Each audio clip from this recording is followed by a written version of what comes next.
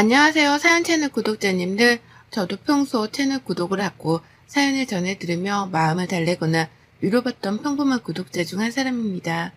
이렇게 제 사연을 적어보내게 되는 날이 찾아오니 많은 생각이 드네요. 주마등처럼 스쳐 지나가는 저의 시집살이가 여러분들께 한 줌의 즐거움이라도 되길 바랍니다. 저는 40대 후반의 여자예요.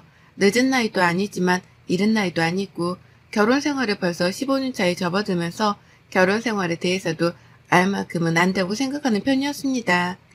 제가 결혼하고 지금까지 아이를 둘 낳았는데요. 정말 열심히 살았다고 자부하는 것이 지금껏 한 번을 쉬어본 적이 없어요. 아이를 낳고 나서도 바로 몸을 풀고 출근을 했었고 첫째 말고 둘째를 낳았을 때에도 다를 건 없었습니다. 어떻게 보면 궁상맞게 살았다고 해도 과언이 아닐 만큼 하는 일과 벌어들이는 수입에 비해서 사는 건 참 힘들게도 살았네요. 왜냐면 저희 어머님이 저 쉬는 꼴을 두고 보지 못하셨거든요. 제가 결혼하면서도 시어머니께 들은 유일한 칭찬이 바로 밖에서 일하는 여자라는 것이었습니다. 밖에서 일을 하며 맞벌이로 돈을 벌어온다는 것에 대해서 어머님은 크게 만족을 하셨어요. 정작 본인도 밖에서 일을 해본 적이 없는 분이셨는데 며느리만큼은 돈 버는 사람으로 드리고 싶었다고 자꾸 말씀을 하시더라고요. 저희 남편이 혼자 고생해서 집에 돈을 가져다 바치는 꼴은 두고 못 본다면서 말입니다. 시어머니랑 시아버지는 꽤나 검소하게 사는 분들이셨습니다. 태생이 검소해서가 아니라 가진 돈이 없어서 검소하게 살 수밖에 없으셨던 거죠. 열악한 환경에서 힘들게 키운 아들인데 그런 아들이 장가를 가서 마누라한테 돈을 퍼다주는 꼴은 두고 볼 수 없다며 꼭 일을 열심히 하라더군요. 결혼식장에 들어가서 시어머니로부터 덕담을 듣는 그 타이밍에도 어머님께서는 일도 열심히 오래오래 하고 라는 말을 가장 첫마디로 들었답니다. 결혼식 날에도 일타령을 하는 분이셨는데 평소에는 오죽하셨을까요?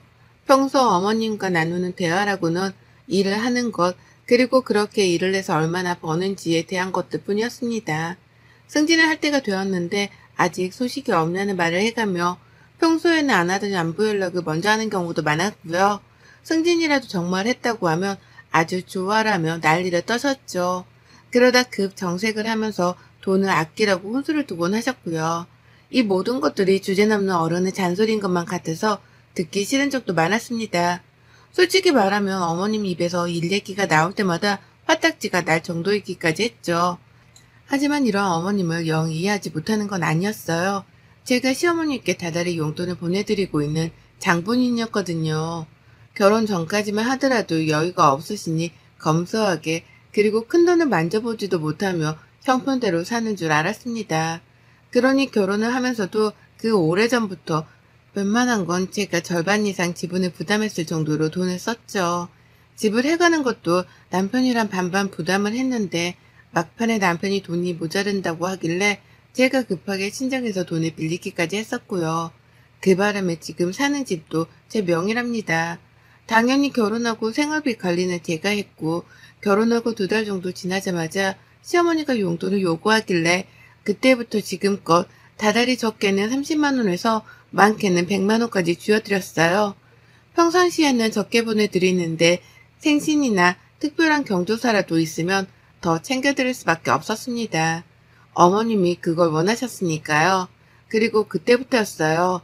어머님의 씀씀이가 갈수록 커지기 시작한 게 말이죠. 형편이 좋지 못한 분이니 제가 용돈을 드리면 그걸 최대한 아껴가면서 알뜰하게라도 쓸 줄 알았습니다. 그러니 처음에 용돈을 당당하게 요구하실 적에도 알아서 어련히 잘 쓰려나 싶어서 노획적 거두도 용돈을 드렸죠. 하지만 이게 참 갈수록 부담스럽고 또 화가 나더라고요. 시어머니의 태도를 옆에서 보고 있자니 말입니다. 받는 용돈이 부족하다는 소리도 아낌없이 뱉어내셨고요. 아이를 하나 둘 더 낳고 키우며 나가야 하는 돈이 너무 많아져 저희 집안 가계부를 쪼는 와중에도 어머님은 당신 용돈 타령을 하셨어요. 부담스럽다고 솔직하게 말씀을 드려도 제가 같이 돈을 벌어오지 않냐는 이유를 들먹이며 나몰라라 하셨답니다. 그러니 지금까지 세월이 15년이 되었는데도 불구하고 어머님은 단 한 달도 빼먹지 않은 채 용돈을 받고 계시네요. 지금껏 어머니께 보낸 금액만 하더라도 적은 돈은 분명 아니고요. 그러다 제가 올 초부터 시어머니 길들이기 작전을 시작했습니다. 도저히 이대로는 평생 살지 못할 것 같았거든요. 아이들은 자꾸 더 커가고 곧 있으면 대학도 들어가야 할 텐데 시어머니가 한두 푼을 요구하는 것도 아니고 매달 본인 꼴리는 대로 달라고 보채기만 하니까 걱정이 태산이었습니다. 그리고 무엇보다 금전적인 부담감 때문에 힘들기도 했네요. 남편이랑 제가 정년보장이 되는 직장이 아니어서 이런 걱정을 할 수밖에 없었고 먼저 남편과 상의를 했습니다. 아주 오랜 시간을 말이죠. 코로나가 터지면서는 언제 잘릴지 모른다는 부담감이 더 커져서 남편을 더 적극적으로 설득해 왔고요. 그렇게 저희는 얼마 전부터 시어머니께 드리는 용돈을 20만 원으로 줄였어요. 지금도 절대로 작은 돈이 아니라고 생각을 하고 아이 둘을 키우는 4인 가정에서 시부모님 용돈으로 이만큼이면 할 만큼 하는 중이다 싶었습니다. 저희 부부 결혼하며 아무런 금전적 도움도 주질 않으신 분들이셨는데 다달이 20만 원을 보내드리는 것이라면 자식돌이는 다 한다 싶었던 거죠. 그렇게 금액도 대폭 줄였고 더 이상 있는 대로 퍼줘가면서 살 수 없으니 받는 돈은 최대한 아끼며 쓰시라 진심으로 충고도 드렸어요. 당연히 시어머니 표정은 똥 씹은 표정 마냥 좋지가 못했지만 별 수 없었습니다. 아름다운 거절은 없듯이 이 정도는 제가 감당해야 하는 몫이다 싶었죠. 그래서 어머님이 얼만큼 기분 나쁜 티를 내던 말던 크게 상관하지도 않았고 오히려 뜻을 굽힐 일이 없다는 단호한 표정만 지어 보였습니다. 그렇게 시작을 잘했다고 생각했어요. 그런데 그때부터 어머님이 세이지기 시작했답니다. 불필요한 일을 만들어가면서 돈을 타내려고 하기 시작한 거예요. 갑자기 멀쩡하던 밥솥이 고장이라면서 밥솥 살 돈을 달라고 하질 않나 평소에는 전자파 나온다는 소리를 해가면서 전자레인지를 잘 쓰지도 않더니 갑자기 집에 있는 전자레인지를 새 걸로 바꿔야겠다면서 새 걸 살 돈을 달라고 하기도 하셨습니다. 한 달에 한 번씩 용돈을 받으면 그걸로 모아다가 필요한 걸 사라며 당연히 거절을 했죠.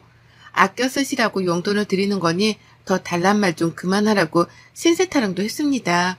시부모님 잘못 만나 내가 이 나이 때껏 내 부모도 아닌 분들께 얼마나 갖다 바치고 있는 거냐면서 힘들어 죽겠다 하소연도 한참을 해봤어요. 이렇게라도 하면 조금이라도 우리 돈 쓰는 걸 아까워해 주실 줄 알고요. 하지만 그런 반응은 잠시뿐이었어요. 당신 아들한테는 돈 달란 말을 한마디도 안 하면서 제 앞에서는 돈 없단 소리를 잘만 하고 사는 것이 정말 미워 죽겠었습니다. 남편이 생활비는 괜찮냐 물어보면 니들이 그렇게 고생해서 벌어 나오는데 이 정도면 충분하지 라며 이해심 많은 티를 내곤 하셨는데요. 제 앞에서만 서면 돈이 더 필요하단 말을 반복해가며 저를 힘들게 하셨죠. 이중적인 태도 때문에 저는 더 승질이 날 수밖에 없었던 거고요. 하지만 얼마 전 어머님의 생신날이 찾아왔을 때 제가 큰 실수를 범하고 말았습니다. 어머님이 어떤 분이신 줄을 안다면 생신 때에도 그냥 어영부영 넘어갔어야 했는데 제가 실수를 하고 오지랖을 부린다면서 어머님께 선물을 사드리겠다고 해버리고 만 것이었죠. 제 딴에는 어머님이 그간 저한테서 도무대로 쓴소리를 많이 들으셨기 때문에 적어도 생신 때만큼은 사고 싶은 걸 사게 해드리고 싶었습니다. 1년에 한 번이었고 용돈을 줄이는 처음 맞이하는 생신이었으니까요. 평소에 살 돈이 필요하다면서 꺼내셨던 제품들이 커피포트, 에어프라이기 같은 것들이었기 때문에 저렴한 걸로 시부모님께서 쓰실 용도로 10만원에서 많게는 15만원으로 가격을 잡았습니다. 그리고는 당연히 어머님이 그중 하나를 사겠다 하실 줄 알고는 사고 싶은 걸 사드리겠다고 말씀드렸죠. 바로 며칠 전에도 에어프라이기 타령을 하셨던 분이셨기에 말이죠. 그리고는 어머님 생신 전날 타이밍이 좋게 주말이어서 제가 어머님 댁으로 갔어요. 그리고는 같이 선물을 사러 나갔습니다. 돈을 보내드리려 했는데 어머님이 혹시나 돈을 더블로 부를까 싶었던 마음에 제가 직접 찾아가 결제를 할 참이었습니다. 그렇게 같이 집을 나섰는데 제가 차가 없는데 어머님이 택시 타령을 하더라고요. 너무 힘들어서 지하철로는 이동을 못한다고 말이죠. 처음엔 욱했으나 일단 참았습니다. 그리고는 알겠다고 하고 같이 택시를 탔는데 글쎄 종로를 부르시는 거예요. 그 먼 강동구에서 종로를 말입니다. 택시비가 벌써 후덜덜하게 나오는 와중이었고 제 마음은 이미 너덜너덜해졌어요. 종로로는 뭐 때문에 가려고 하나 싶어서 혹 그 주변에 있는 무슨 시장이라도 가는 줄 알았습니다. 근데요, 어머님이 저를 엄한 곳으로 이끌더라고요. 보석 상점이 가득한 거리로 말입니다. 저도 처녀 시절에 그 주변에서 영어학원을 다니면서 보석 상점이 많다는 걸 알고 있었습니다. 자꾸만 그 거리로 저를 데려가려는 듯이 택시 기사님을 향해서 기사님 저쪽으로 더 가서 내려주세요 라고 하길래 진짜 이러다 보석 하나를 사달라고 하는 것이 아닐까 싶어 긴장이 되었네요. 그리고 급기야 보석 상점 앞에서 보란듯이 여기에요 라고 대답을 하시는 순간 속으로 얼마나 똥줄이 탔는지 모릅니다. 가지고 싶은 걸 사드리겠다고 한 그 말 실수 한마디 때문에 어머님이 나를 보석 상점으로까지 이끄셨구나 싶어 뒷골이 부진장 땡겼죠. 그리고 그날 저는 당당하게 보석 상점 안으로 들어가서 자신이 집에서 챙겨나온 금을 꺼내드는 시어머니를 지켜만 봤습니다. 어머님은 집에서 챙겨온 아주 조그마한 금반지를 꺼내들더니 그거랑 다른 금을 같이 녹여서 새로운 반지 하나를 만들어달라 요구하더라고요. 미리 조사라도 해온 건지 저는 뭐가 뭔지 하나도 모르겠는데 어머님은 디자인까지 미리 핸드폰으로 사진까지 찍어뒀던 걸 직원에게 보여주며 주문을 했어요. 순식간에 디자인 상의가 완성이 되었고 저는 그날 무려 109만 원어치를 결제하고 말았습니다.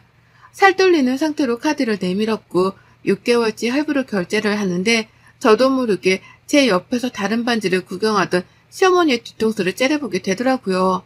당연히 부담스러워서 100만 원이요? 라며 거절의 뉘앙스도 대놓고 뱉어냈지만 어머님은 듣질 않으셨고 원하는 거 다 사주겠다더니만 라며 오히려 치사하단 말씀을 하셨어요. 앞에서 직원까지 나서서는 시어머니가 대접을 잘 못 받으시네 어쩌네 하며 어머니 편을 드니까 저는 분위기에 휩쓸려 등신 호구같이 그걸 결제해버리고 만 것이었습니다.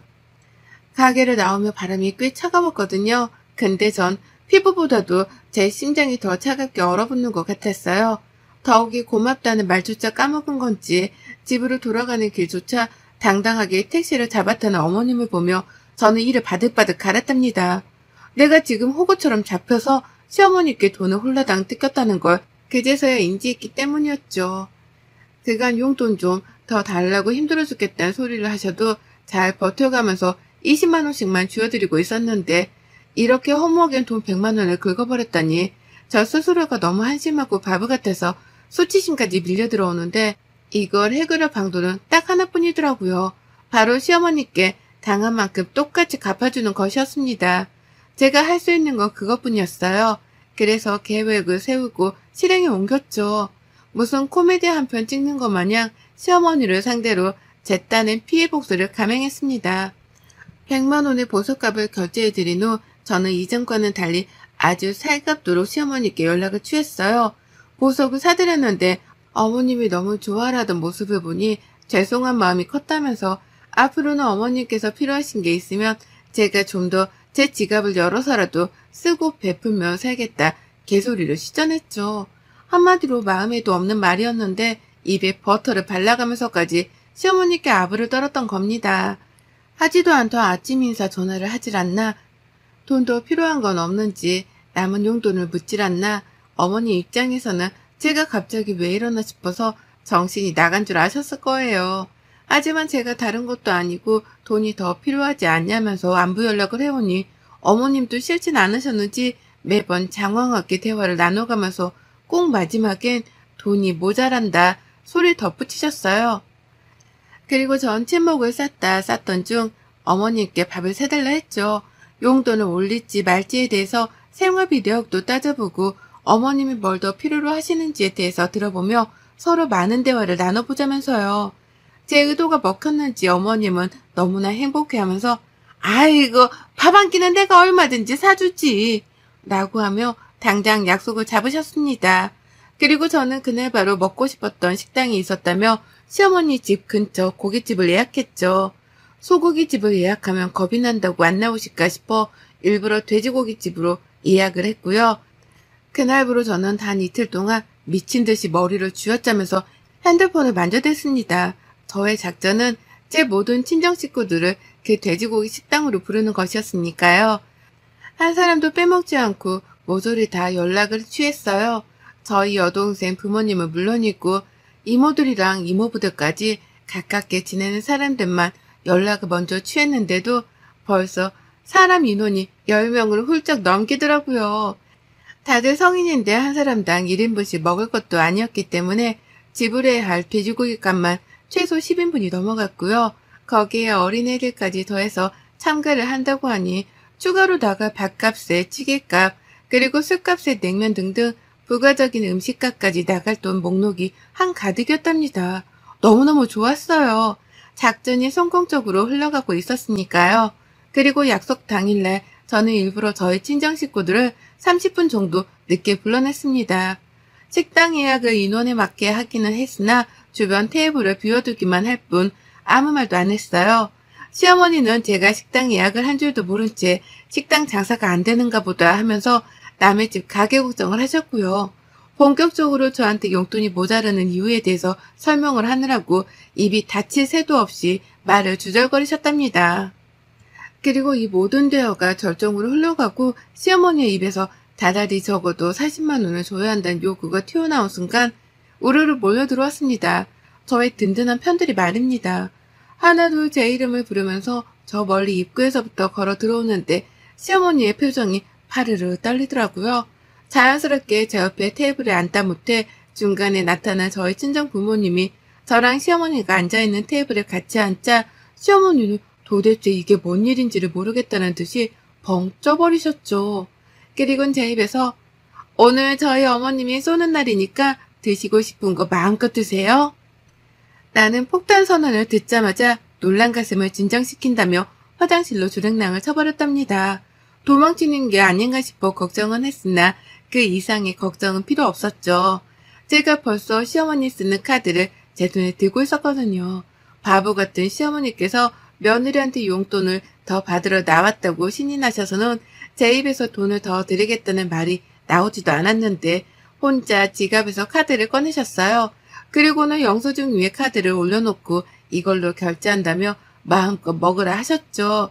자신이 카드를 밖에 꺼내놨는지 기억도 못한 채 혼자 마음을 진정시킨다고 화장실로 도망치시는데 뒷모습을 보니 딱 제발 저러서 도망치는 도둑놈 같았습니다. 저도 없는 양편의 어머님께 이런 짓을 하는 게 조금은 죄송스러웠지만 저도 똑같이 이런 상황을 며칠 전 겪었는지라 어머님께 가르쳐드리고 싶었어요. 남의 돈을 쉽게 쓰려 하는 게 얼마나 큰 상처를 주는지에 대해서 말입니다. 그 상대가 다른 사람도 아닌 가족인데 가족의 돈을 쉽게 쓰려 하는 게 얼마나 서로에게 피해를 주는 일인지에 대해서 말이죠.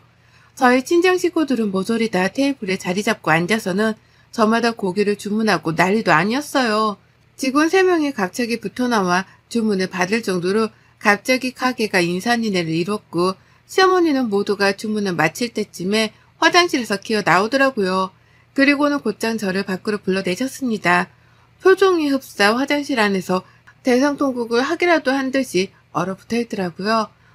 무슨 말을 꺼내렸나 싶어 아주 호기심 가득한 표정으로 시어머니를 따라 가게 밖을 나섰는데요. 어머님이 자기 카드를 찾더라고요. 내가 아까 꺼낸 거 있잖아. 그거 돌려줘. 내 카드 돌려달라고. 라고 하며 화를 내 저도 물었습니다. 아니, 저 먹고 싶은 대로 사주신다면서요. 그래서 친정 식구들까지 불러 다 같이 기분 좋게 나눠 먹자고 한 건데 뭐 문제 있나요? 라고요. 어머님은 속이 답답한지 자신의 가슴을 쳐가면서 따졌어요. 아니, 내가 언제 네 친정 식구들을 사준다고 했냐. 내가 너 사주겠다고 부른 건데 네 식구들까지 우르르 데려오면 어떡해. 라고요. 하지만 저도 당당하게 말대답을 하며 시어머니 화를 더욱 돋구었습니다. 그럼 어머님은요? 제가 언제 어머님께 강동구에서 종로까지 왕복으로 택시비를 쏴드린다고 했어요? 제가 어제 어머님 생신 선물로 그달 용돈에 이어 100만 원짜리 반지까지 사드린다고 했어요? 서로 다 힘들게 열심히 아껴가며 사는 줄 뻔히 하면서 먼저 돈 100만 원 지르며 사치를 저지른 건 어머님이시잖아요. 라고 하면서 울컥하다 못해 열불이 나서 남의 가게 앞에서 소리를 질러가며 질책을 했어요. 왜 너는 하는 짓을 나는 하면 안 되냐는 태도로 억울해 죽겠다면서 말이죠. 카드는 못 돌려주고 약속하신 대로 밥 사주라는 말을 남기고 식당으로 들어왔습니다. 어디 한번 억울하면 따라 들어와 따져 묻기라도 하란 자세로 말입니다. 하지만 어머님은 절대로 식당 안에 들어오지 못하셨답니다. 저희 친정 식구들이 득실득실한 그 식당 안으로 절대 한 발자국도 들어오지 못하셨어요. 제가 본인의 카드로 고깃값을 결제하는 꼴을 밖에서 손 놓고 지켜볼 수밖에 없으셨던 거죠. 그리고 전 저희 친정 식구들과 함께 시어머니 욕을 신랄하게 까면서 그날 돼지고기집에서 무려 130만 원을 결제했답니다. 결제를 하자마자 문자가 어머니께로 날아간 건지 어머님이 저한테 직접 문자를 보내오셨어요. 자기 카드를 들고 와달라고 하더라고요. 더 쓰지 말고 그대로 곧장 집으로 갖다 놔주라고 말입니다. 하지만 저는 경비가 아까우니 필요하면 어머님이 들고 가시라는 말을 남긴 채 곧장 어머님 카드를 저희 집으로 가지고 갔답니다. 이렇게 저는 시어머니가 한 것처럼 똑같이 20만 원이 좀 더 넘는 금액을 더 써가면서 시어머니께 같은 방식으로 복수를 해냈고 성공적으로 끝이 났답니다. 저희 어머님은 100만 원 긁은 거 가지고서 130만 원으로 갚아내는 저의 능력에 감탄과 두려움을 느낀 건지 그날부로 쭉 자신의 용돈에 대해 입을 아끼셨습니다. 당장 20만 원이라도 받고 있는 것에 만족을 해야 한다는 걸 이제서야 깨우친 것이었죠. 그 덕에 저도 시어머니한테 더는 돈 빨려나갈 걱정을 잠시라도 접어둘 수 있게 되었답니다. 정말 지긋지긋했는데 이제서야 시어머니의 그 입을 다물게 해드릴 수 있게 되었네요. 더는 어머님이 멀쩡한 가전제품을 새로 사야겠다 하면서 주접더는 연락도 하지도 않고 계시고요. 저한테 함부로 돈을 달라 했다간 그 배로 자신의 돈을 써야 할지 모른다는 부담감 때문인 건지 시어머니는 결혼 이래 최초이자 가장 오래도록 저에게로부터 멀리 거리를 두고 계시답니다. 어색했던 결혼 초에도 용돈 달라는 문제로는 꼭 주기적인 연락을 먼저 하셨는데요. 이젠 생각을 달리 하기 시작한 건지 침묵을 택하기 시작하셨어요. 덕분에 저의 마음은 어머님의 목소리를 듣지 않게 되어 그 어느 때보다 평온한 상태랍니다. 진작에 돈 가지고 어머님을 겁줬어야 했는데 결혼 15년 차인 이제서야 이리 복수를 감행해본 저를 반성하면서 앞으로는 덜 소심해하며 더 대담하게 시어머니를 다뤄야겠다 맹세했네요. 어머님 덕분에 그날 저희 친정 식구들은 뱃속에 기름칠 해가며 잘 먹었습니다. 저희 부모님께서도 안부 인사 전해달라 하는데 이 자리를 빌어 모두의 앞에서 감사 인사를 전해드려요. 덕분에 고기 잘 먹었습니다. 여러분의 생각은 댓글로 남겨주세요. 오늘도 시청해 주셔서 정말 감사합니다.